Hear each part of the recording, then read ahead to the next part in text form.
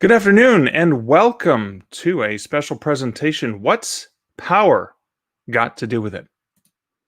My name is Leslie Lefebvre, and I have the honor of interviewing Cate Collins with this special topic. This is a special week. This is the release week for her new book. Now, Cate Collins is an international leadership speaker and author of the hot new title. I was going to say, what's power got to do with it? No, that's the name of this topic of this conversation. The new book that Cate has just released this week, which has hit #1 in 2 categories on Kobo here in Canada, is The Powerhouse in You. Cate, welcome. Thank you. Thanks so much, Mark. Great to be here. Oh, it's wonderful to have you here. I have so many questions I want to ask you, but first, I do know I was really interested. Let's hear your elevator pitch for The Powerhouse in You. What is this book all about? Well, really, the book really was birthed as a result of, I'm very honored to work with a lot of different, in fact, thousands of leaders across North America and their teams, and really helping them loosen their underwear in many ways to be more resilient and to be able to step into their power more. What I've been finding actually in the years that I've been doing this, it's been a couple of decades, is that what I've found is that no matter how successful people are, there's still that part of them that feel that they're not, some area in their life where they're not stepping into their power. So they're holding themselves back in essence. So this book is #1 to normalize that they're not alone. And it's also to be able to give them some really key strategies to help them to step into their power and to that greatness within them, the powerhouse that's already been within them all along. Oh, that's fantastic. Now you have been doing this is day 3 in a 4-day extravaganza that you have planned out for the release of this book. Now, obviously, as a professional speaker, you're comfortable doing the speaking things. But what are some of the special things that you have done this week to celebrate this book? Well, on Monday, which was really great, we did the kickoff, which was so much fun. And so we had an opportunity just to kind of go over the week, but also it was great for the draws, which, by the way, those are still happening. So as you throw in your comments or your questions, your name will go into a draw with an opportunity to win an ebook, which is so fantastic. And we've got some other things planned as well. Then on Tuesday, oh my gosh, yesterday was just fantastic. We had the Powerhouse panel, and that was really well received. In fact, many shares on Facebook for that particular one. That was with Nancy Shaw, the CEO of the Chamber of Commerce in Oshawa. It was Noelle Coppins, who is, of course, the owner of Remax Jazz, who has several, she's got hundreds of agents, but most importantly, they come from a place of servant leadership and giving to their community, which is huge for me and alignment with my values. And then also, of course, was Dr. Karima Velji, and she's the VP of Clinical Services in Ontario Shores. So it was so well received. I was so excited. The women were so open and so vulnerable, and they really shared from their hearts, which is really what I wanted. So it was really great. And today, of course, you get to be stuck with me. I was saying earlier to Mark that, what's power got to do with it? Because I lead into that, really, the Tina Turner song. Got to see her in concert. If you don't get a chance, I put it on your list for when we do get to go to concerts. She was just unbelievable. And so to me, it really, what's power got to do with it is really about where have we in fact had our power robbed in our lives, primarily around in the organizations we work, the businesses we work. Certainly it can be in our personal lives as well. However, it's really about, how oftentimes in leadership, sometimes people can in fact rob us of our energy. And the flip side of that, as a leader, as a manager, which as far as I'm concerned, we're all leaders, right? It doesn't matter whether you have the title or not, that we also have robbed other people of their power. So the book kind of getting you to think differently, also to do some reflection and maybe nudge a little bit, maybe a lot, to make some changes. And then most importantly, remind you of the power that's in you, because it's so easy to forget. Like right now during COVID, I find, Mark, that we're all on this stress treadmill, and we're doing the hustle, and we forget to stop and just go, whoa, like, look at what I've managed to do in spite of everything that's happening around me. So that resiliency is there. So I just want to bring that to the forefront. Cool. That is fantastic. Now, you talked about that wonderful panel yesterday. I have to pop up a comment from Jen Spear, who says, fabulous panel yesterday. And I have to agree so much. I was trying to control things in the background, and I got just so captivated by these four amazing leaders, and just the conversation you guys were having was phenomenal. But the other thing you reminded me of is that giving, right? This is something that you're doing, is you're sharing and helping people recognize that leadership, even when they're not necessarily in a leadership role. But there's something you've done with the release of this book that helps leaders in charitable organizations. And I know you're doing something special with the sales. Can you explain a little bit about what's going on with that? Sure. So currently what's happening right now is which I'm blown away. I've had some amazing supporters from the community. I've had Baker Tilly, for example. It's an accounting firm in Curtis, and Laura Wilson has donated, her and her firm have donated 35 books that are going to go to shelter workers. Then we've got JJ McGuire. They have donated their general contractors. And Jeff Robinson, unbelievable. Again, 30 books. Hayes Plumbing, 15, CRCS.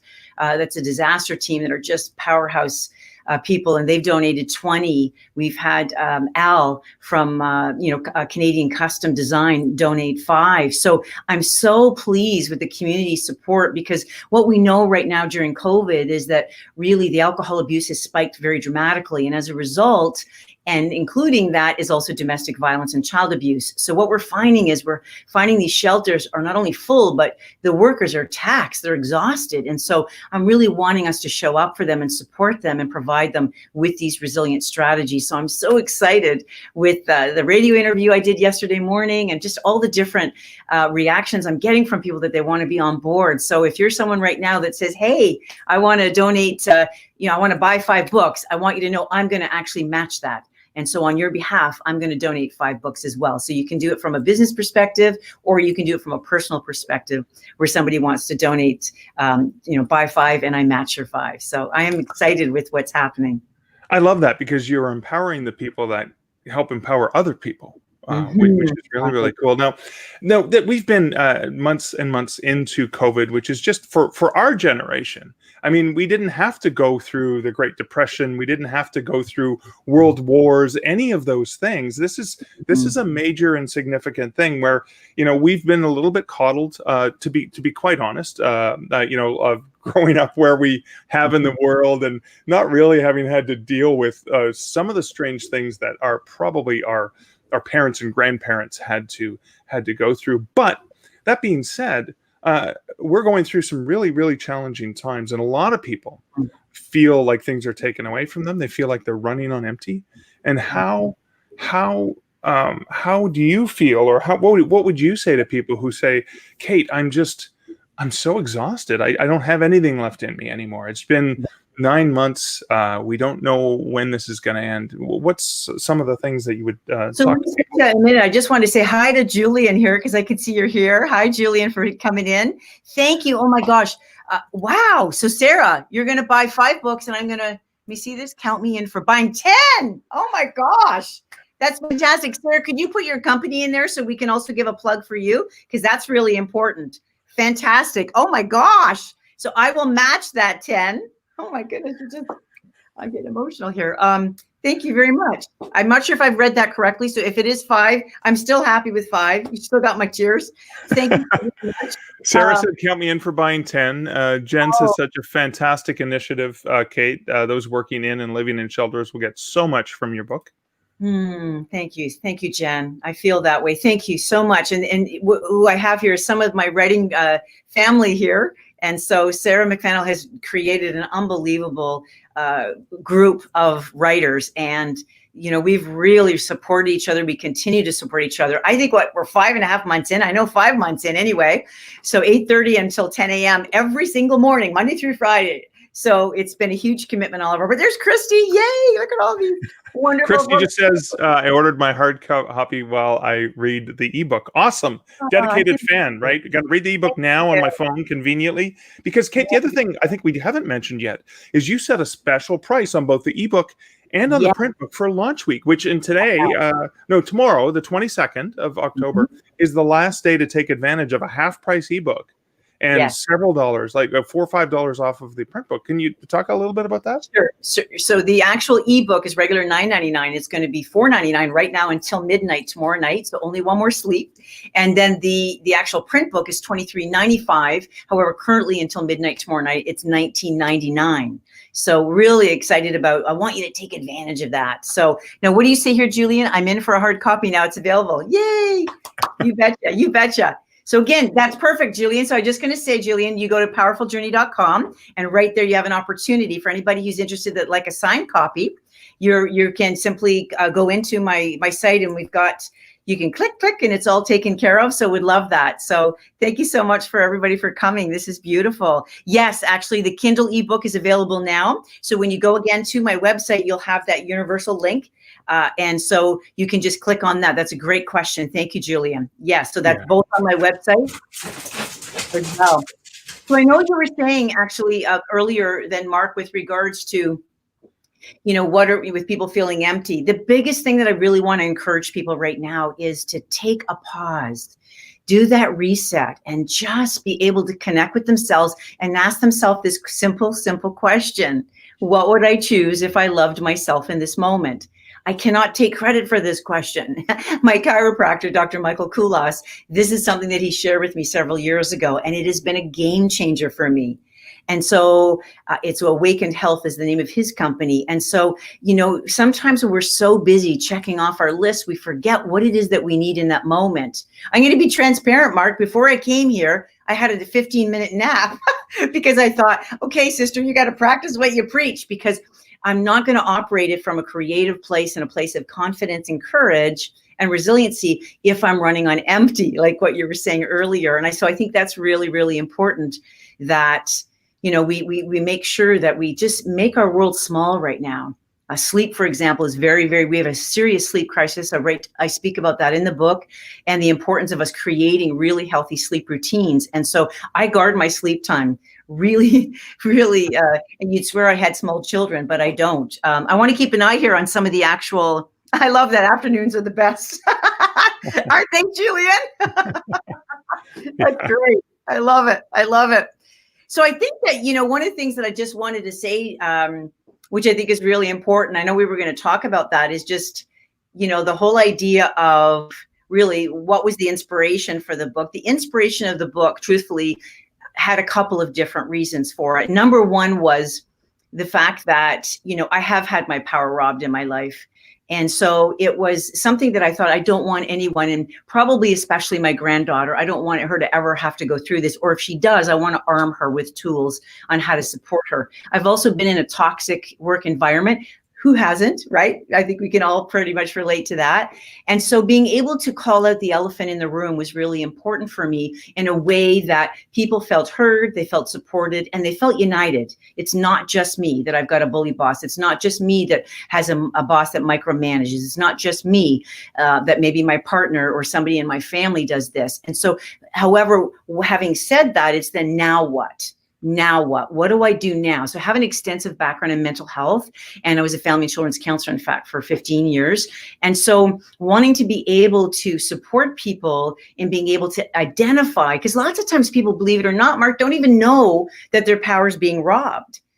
So sometimes it's until they leave an abusive relationship, or they leave a work environment, or somebody new comes in, that you start to look through their eyes and you go, oh my gosh, this is dysfunctional. This is unhealthy. Sometimes it's obvious, however. And so the thing is I wanted to be able to arm people with that resiliency, those strategies that are going to help them get through whatever that they need to do.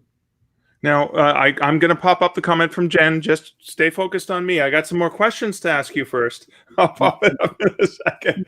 I want to get into some of these strategies from the book because they're so valuable. Now, you approach it using quadrants, and I'd love to hear a little bit more about how you do that.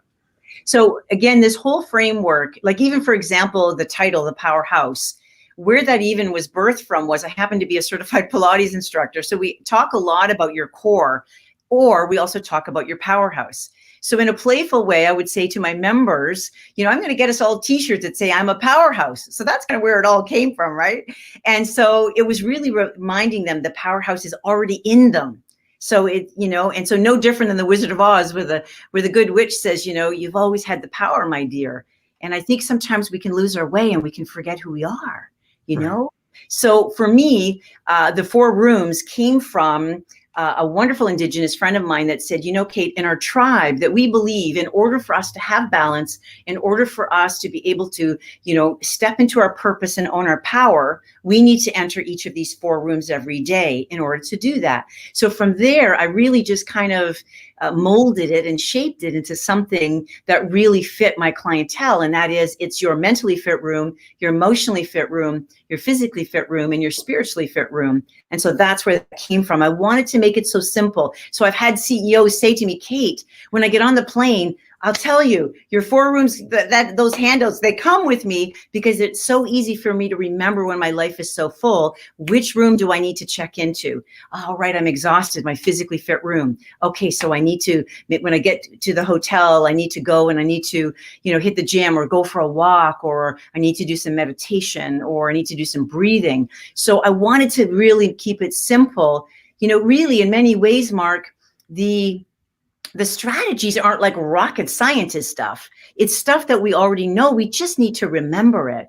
And I'm confident that all the viewers here, anybody that'll be reading my book, you have some great success habits. I'm confident of that. Sometimes we just need to kind of maybe hear them in a different way to go, oh, wait a minute. Yes, I can resurrect that. That really worked for me. So I'm going to do more of that.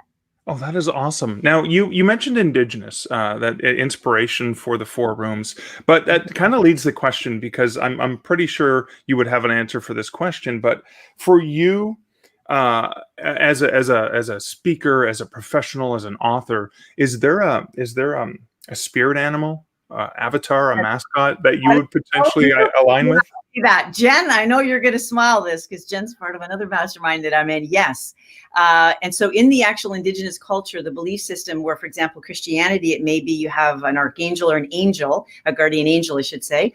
And then in Indigenous culture, you have a spirit animal that actually guides you throughout your life. One main one. You have different ones that visit you, because I was trained by a shaman for a year.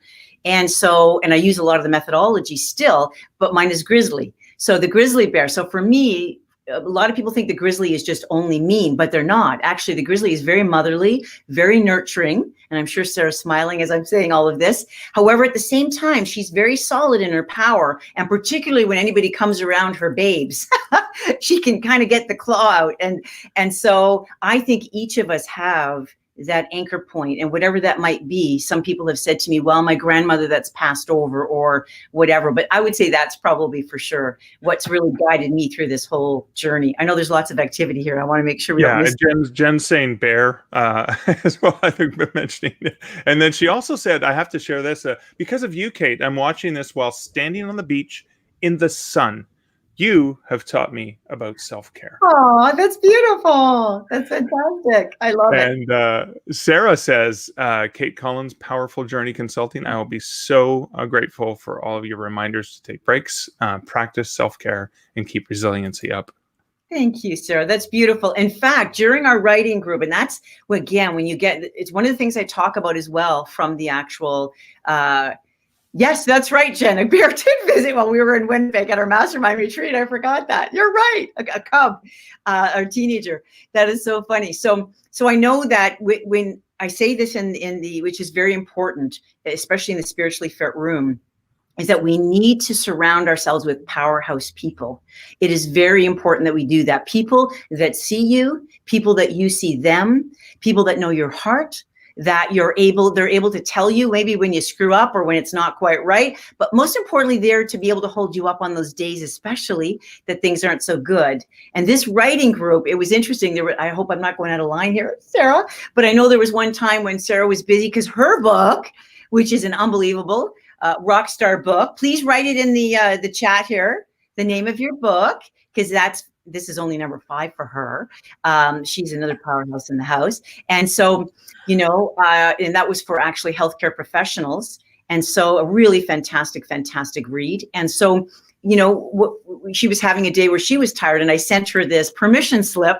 I'm going to talk about that a little bit more tomorrow night, but wanting to, sometimes we just need to encourage each other. Here's your permission slip to go and take care of yourself, because again, as parents, as people who are, I think of Jan, who's such a big supporter of so many people, and we're caregivers for our parents, and so on and so forth, that it's easy to lose sight and become empty as a leader, as somebody in our community. And so we need to make sure that we hold each other up. That's fantastic. So it sounds to me that other speakers, other writers were really, really crucial in the creation of this book and the working of the book. How is that important for you?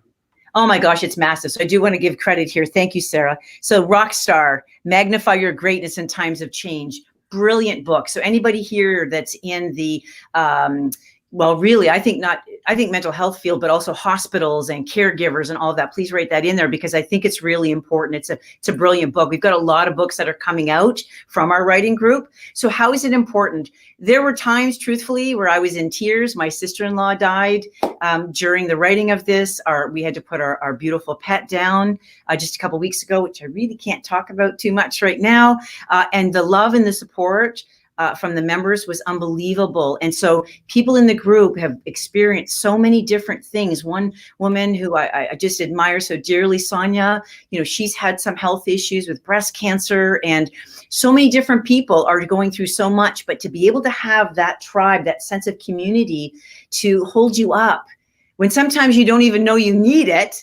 And then there's times I literally skip out of that. I skip out of that session, our writing session, and I think, wow, I just feel so supported, so loved, and also have held the space for other people as well. So it's pretty special.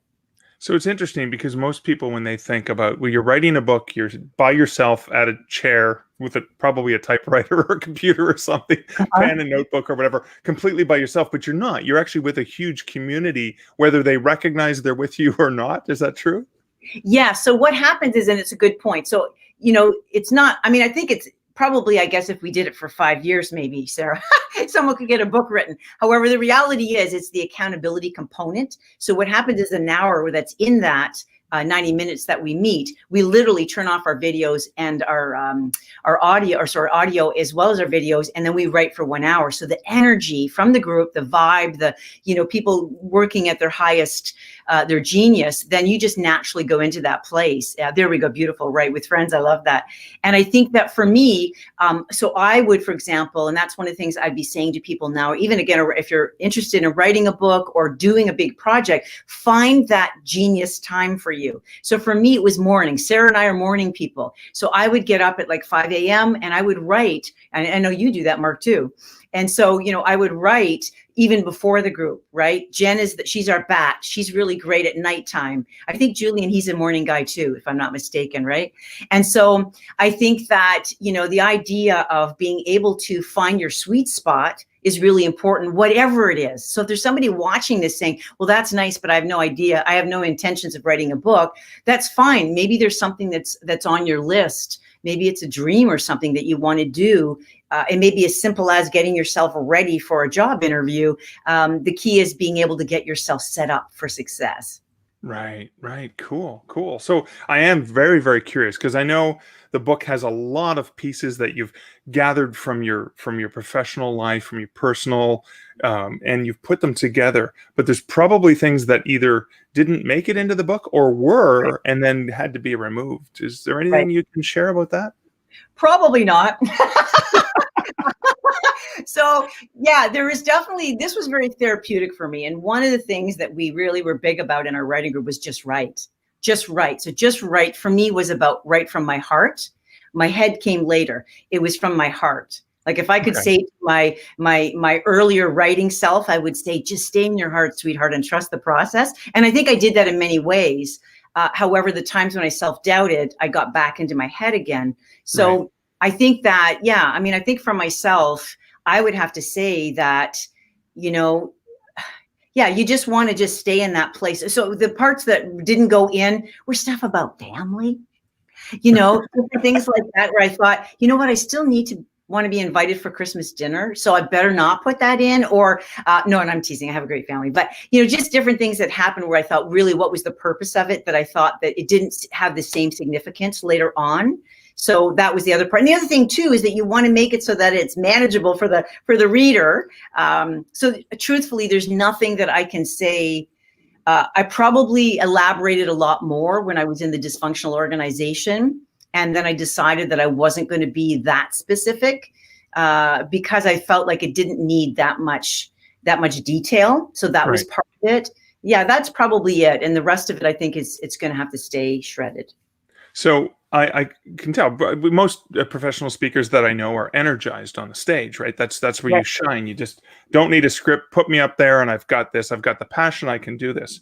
Right. For writing, which is a different process where you're taking the same passion and energy, but it's a different process. Did that exhaust you or did that exhilarate you? Great question. So for me, it's interesting. I think for the most part, it energized me because of the fact that I was in alignment with my purpose. So, for anybody here that's, again, looking to write, to me, what I found is that I felt like things just kind of fell into my place.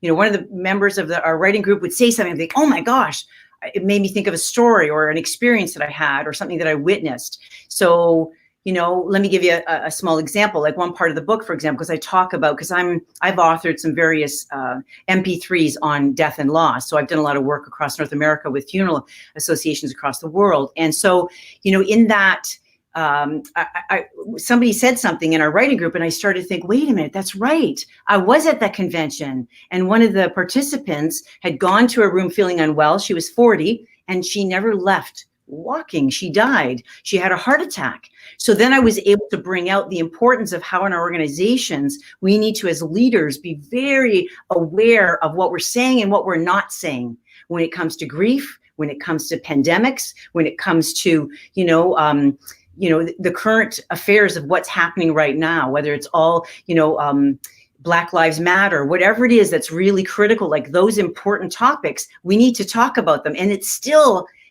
people are not talking about it because they don't know what to say sometimes. And I give the example in particular where one situation happened with somebody who shared that a colleague of theirs had killed himself on the weekend, and how the organization dealt with it is they locked his door. Nobody had a debrief. Nobody did anything. I mean, they did go to the funeral, of course, but there was no opportunity. HR had no influence there. There was nobody from management even discussed it. It was like it didn't happen. And so again, when you get those mastermind groups together, they percolate things in you that you never thought would ever come out. Wow, that is amazing. Speaking of things that came out that you didn't know would come out, was there something about the writing of this book that surprised you? Yeah, I would have to say the rawness. There were times where, Mark, I really felt like there were times I was in tears. Because the book that I've dedicated this book to my sister-in-law who died during COVID. It was from cancer. And that was very difficult for me because I was number 11. So for anybody who knows what number 11 means, it was at the time when everything was shut down and only 10 people could go to the funeral. So I wasn't able to be there for my husband. So when I was doing some things that I was writing about Mary, I was a wet noodle, So I think there were times for sure. And there were times, to be truthful, I got triggered about the dysfunctional organization I worked in where I was pissed. I was angry. And I thought, oh my gosh. And again, it was another important reason why I wanted to make sure that people could feel united in knowing they weren't alone and that they could find their own way amidst that, whether they left the organization or I gave them tools to step into their power.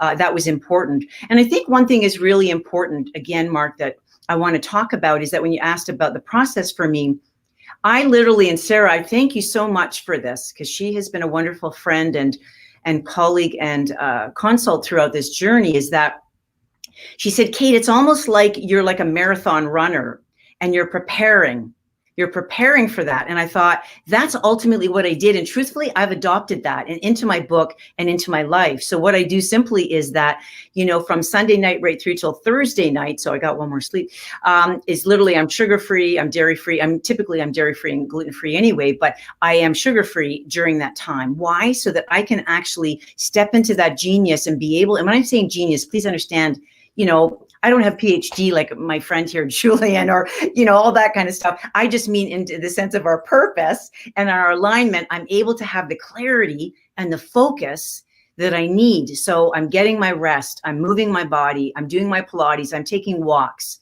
I'm really, keeping myself surrounded with only people that I feel are the wind beneath my wings and I'm the wind beneath their wings. And those naysayers, it was a non-negotiable. You're not part of this. I can't leave. I mean, some family members, you got to let them in, but they're not going to watch this. So it's pretty safe to say that, but you know what I mean? So I think that it's really important that, we make sure that we have the people in our influence so that we can feel better about ourselves. And I know Julian and I are very big on affirmations. And so that's the other thing I did. I put sticky notes all on the upstairs of our home about I am worthy to write this awesome book. I am worthy to complete this awesome book. I am worthy because, and that's one of the limiting beliefs I talk about in the book. So I needed to know, I knew that inner critic, I knew that second guessing, those gremlins were going to come in. So I needed to already have those visuals around me to basically cancel it. I love that. I'm sensing a lot of patterns of balance, obviously, in your approach and the way that you live, the way that you share. And obviously that helps with the balance, right? Because those sticky notes are keeping you from tipping too far in a negative direction, probably. So based on your experience with this book, what's something that you would, so we have a colleague that is a consultant, works with companies, with clients, a professional speaker, whatever their passion and expertise is, and they've always been interested in writing a book. What would you say to them? Would you say, no, run the opposite direction? Would you help them with ways to embrace that? What would you say? Well, I think it's a good question. So I think the big thing is if it's in there. Like I'm a huge fan of if it makes your heart sing, do it, right? So sometimes things show up in ways like this book project isn't something that I just, it was a 6.5 months. And in some cases, it was a really very painful birth. But, I think that, it's a serious commitment. There's no question. So make sure that the timing is correct in your life. So if you've got some serious unfinished business going on, I wouldn't recommend it, whether it's business or whether it's personal. I think that if you feel strong about it, do it. I mean, join obviously Sarah's group. She's got people from all over the world that are part of this, right? So I can't say enough about Sarah's writing group. Number one, I think because I've tried to do it solo only, because I think there is a solo component here, no question. I've tried that. I wasn't able to do it. That's just me now, because I have friends that are able to do it without the accountability piece. It's just not for me. And I think because I get energy off of other people, I'm an extrovert. And so I think that the other thing that I would say is just keep a notebook by all the time, because I think that we're all walking Seinfelds. And I think that, if you're not familiar with who Seinfeld is, it's basically he's a comedian. And so, I think that we all have funny stories. We all have painful stories. We all have, lessons that have happened in our lives. But by writing them down, they can also be infused into a book, maybe even a small ebook. Start small, do an ebook, do a chapter, just dip your toe into the water. It doesn't have to be do the deep dive. But I know for me, it was in me and it was non-negotiable. Hey, Anders. Right on. Oh, wonderful. So Anders says, just started writing my book, and this is great to hear. And I'm sure that you've already inspired other people who were thinking about that. So thank you for that advice. So as we come to the wrap up of this, what's something that, for people who are thinking about checking out the Powerhouse in You, what are some things that you would just want to share, sort of high level thoughts about the process, about how this has helped you even in the writing of it? Well, I think for me, I'm going to come at it from different angles. So one of the things I want to say is that the book is for, like, I'm getting people that are purchasing the book for family members for Christmas, for different events. I had one gentleman said, Cate, my daughter and my granddaughter have to have this book. And I have to gift them this. So I think that if you know of somebody perhaps that could use some resiliency tools, maybe it's running on empty, or they could still be just playing full out, and you're saying, hey, I still need them to be able to do that. Like, for example, Dr. Karima said yesterday, Cate, I got a lot of work to do. I'm so glad, I endorsed your book. I'm so glad I came on this panel because, I think we're all a work in progress, number one. I think that, as far as the book itself goes, you're going to be able to sit there with a cup of coffee or a cup of tea and just feel like you're talking with a friend. That was my intention for the book. There'll be times where there may be a little bit of tears going on or some remember whens for you. There's going to be opportunities where you're going to go, yeah, like I am a powerhouse. What the heck was I thinking? There's going to be some times where you're going to say, I know what she's saying. She's asking me to do this, because there's lots of different exercises in the book. People can put this book down. They can, say, okay, I'm going to do this section. Maybe I'm going to focus on this room for the month. And I'm going to do some of our exercises. If I'm a leader, a manager, what a great opportunity to give this. I've got Karima actually from Ontario Shores. She's buying it for all of her team members. So, but I've made it so that the exercises are such, Mark, that people can, in fact, do some of those strategies in a team meeting. They can do some questions on a Zoom meeting. I know most things are virtual right now. So they can ask some of the questions of their team members to make sure that they are pouring into themselves. Because the book at the end of the day is really about remembering the powerhouse in you that's already there. It's not like we're trying to manufacture this. It's already inside you. What I want to simply do is help resurrect it and remind you who you are, and then also add to your already, your toolkit that you've already got going. That's fantastic. Now, Cate, for people who may be listening and not maybe attending to the visuals on the screen, where online can people find out more about you, your book, all the great things that you're doing? Yeah, so they can go to www.powerfuljourney.com. That's my website.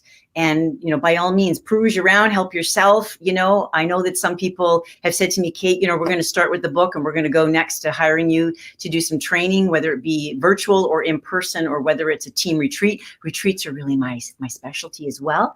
And I love doing my retreats. And so, so the Powerful Journey is the best way to go, because that's where you have the universal links for the ebook, as well as the personalized signed copy from me.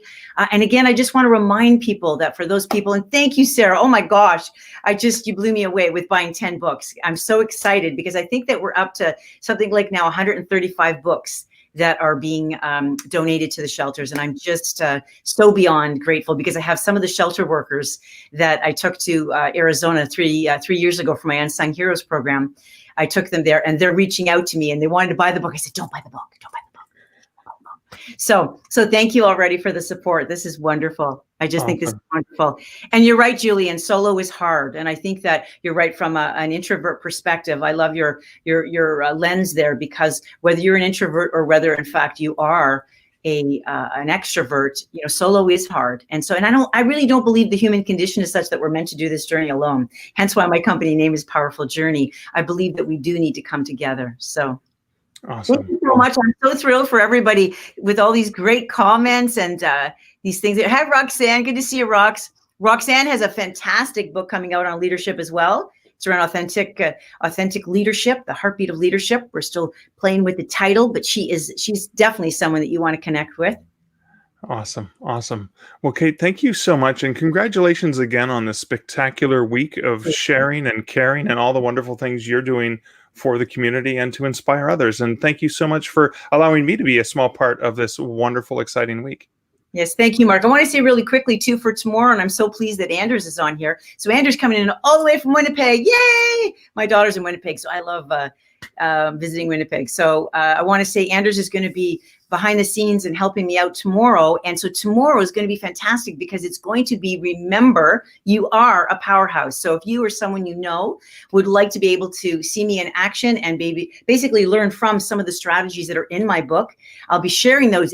And a bonus, we're going to be doing some hot seat coaching. So, anybody who's in the audience that says, hey, Cate, I'm stuck in one of those rooms, whether it's your mentally fit room, your emotionally fit room, your physically fit room, or your spiritually fit room, bring it on tomorrow night at 7 p.m. And I'm happy to support you. And no, we won't be showing your face. So if you're worried like, oh, I don't need the whole world seeing me, it's all going to be done by chat. And Anders is going to be great and just conveying to me what you've shared in the chat. So I hope you join. Tomorrow at 7 p.m. Eastern time, which is October 22nd. Mm-hmm. So awesome, thank you so much. Thank you, Mark. You've been amazing. I appreciate all your support. Mark has written 24 books. So again, you got to check him out as well. Cool. Well, let's focus on you. This is Focus on You. So I'm popping your book up here as we close it out. Thank you, Cate, so much. And thank you, everyone, for your wonderful comments, questions. Thank you, everyone.